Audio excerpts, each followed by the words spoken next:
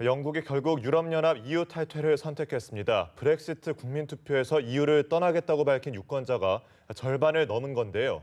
영국은 물론이고 유럽과 글로벌 정치 경제 지형에도 커다란 변화가 예상됩니다. 보도국 연결해서 자세한 소식 들어보겠습니다. 김효사 PD.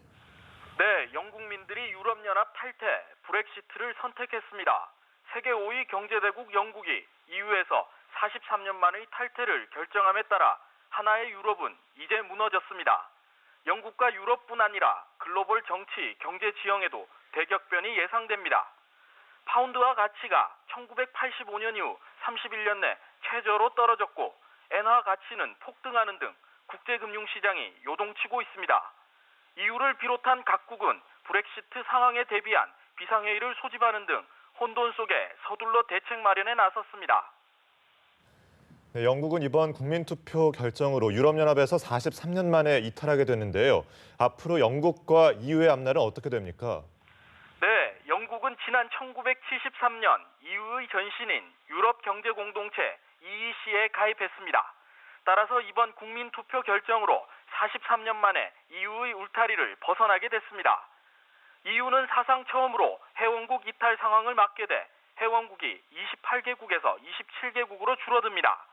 영국의 탈퇴에 따른 이탈 도미노 우려와 함께 EU 위상과 지형 자체가 흔들리는 위기를 맞게 됐습니다. 영국은 경제 충격뿐 아니라 스코틀랜드 독립 재추진, 북아일랜드나 웨일스의 독립 움직임 등 영연방 체제의 균열 가능성이라는 큰 위기를 맞게 됐습니다. 영국은 이제 EU 리스본 조약에 따라 EU 이사회와 2년간 탈퇴 협상을 벌이게 됩니다.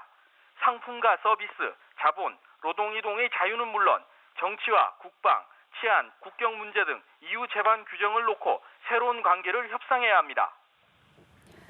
이 개표 과정을 보면 말 그대로 대혼전이었습니다. 하지만 예상보다는 좀 차이가 큰 거 아니냐 이런 얘기도 나오고 있다고요.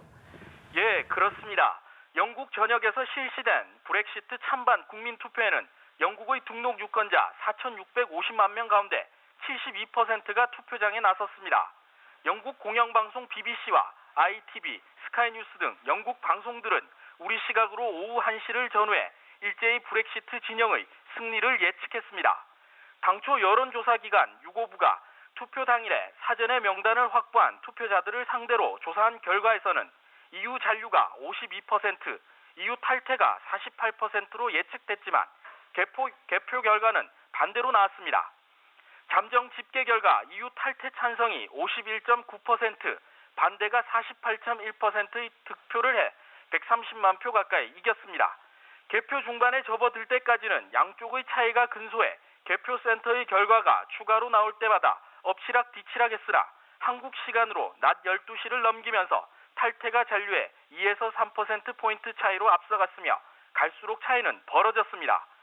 이번 국민투표의 투표율은 70%를 훌쩍 넘어 지난해 총선의 64.6%를 크게 웃돌았습니다. 투표기간 탈퇴파는 이민 억제와 주권 회복을, 잔류파는 경제를 앞세웠습니다. 따라서 영국민 다수가 경제보다는 이민 억제와 EU로부터 주권 회복을 우선했다는 분석이 나옵니다. 지금까지 보도국에서 전해드렸습니다.